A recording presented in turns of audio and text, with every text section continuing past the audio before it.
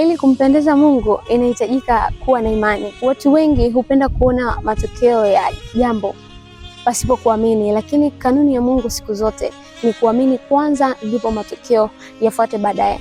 Maandiko yanasema kwamba pasipo imani haiwezekani kumpendeza Mungu. Yeyote amwendee Mungu ni lazima aamini kwanza kwamba yeye yupo, alafu kitu cha pili huwapa thawabu wale wanaomtafuta. Kwa hiyo unapomwendea Mungu katika jambo lolote, iwe ni kwa maombi, iwe ni kwa sadaka, iwe ni kwa ibada, iwe ni kwa sifa, ni lazima uamini kwanza yeye yupo, kwa sababu huwezi kwenda mbele za Mungu ambaye hauna uhakika naye, hauamini, haujui kama yupo. Kwa hivyo ili kila kitu ambacho tunakifanya kiwe na maana mbele za Mungu, kitu cha kwanza ni lazima imani yako iwe kwa Mungu.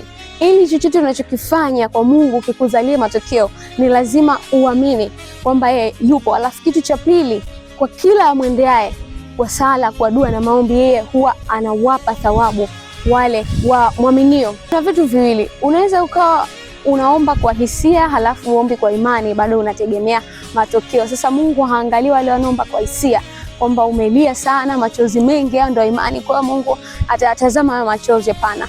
Mungu anatazama imani, ile hali ya moyo wako, ndani ya moyo wako unaona nini.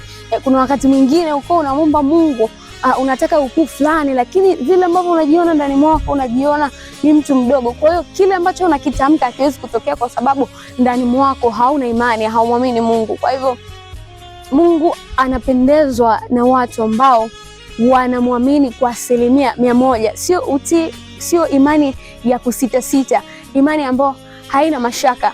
Unajua kabisa kwamba hichi ambacho nimekipeleka mbele za Mungu, ijapokuwa hakijadhihirishwa katika ulimwengu wa mwili, lakini nina uhakika kwamba jambo hili litatimia kwa 100%. Haijalishi kwa wakati huo unapokitamka kile kitu, unapokiwaza kile kitu, au unapokipeleka mbele za Mungu, upo na hali gani, mazingira yako yapo katika namna gani, lakini kitu ambacho unatakiwa kuwa nacho ni uhakika. Maana Biblia inatuambia kwamba imani ni kuwa na uhakika na ni bayana mambo yasioonekana. Kwa hiyo unakuwa una uhakika kwanza, kile ambacho ninakifikiria, kile ambacho ninakitamani kitokee, kitatokea, kitakuwa.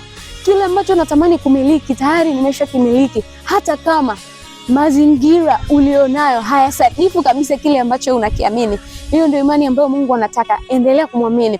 Imani yako kwa Mungu inapaswa kuwa kwamba ninakuamini Mungu, hata kama sisikii chochote kutoka kwako, hata kama sioni chochote ambacho ukiniangazia, ukinimulikia kuhusiana na jambo ambalo nimekusika kwa muda mrefu, au kuhusiana na maono ambayo nipo nayo, lakini bado ninakuamini. Haijalishi itachukua muda gani, haijalishi itachukua gharama gani mpaka haya mambo kutokea, lakini mimi ninakuamini.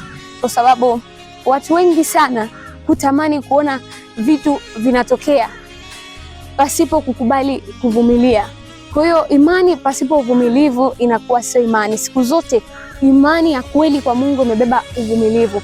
Ukiona mtu anakata tamaa juu ya jambo ambalo amemsi Mungu, juu ya jambo ambalo analitamani litokee kwa muda mrefu, akasema mimi naacha, basi nimeinua mikono juu, basi ujue huyo mtu hana imani ndani yake, kwa sababu imani ya kweli imebeba uvumilivu. Kwa hiyo ili kuweza kuona matokeo katika maisha yako kwa kitu chochote kile, ni lazima umwamini Mungu ndani ya moyo wako kwa 100% bila kusita, bila kuwa na mashaka.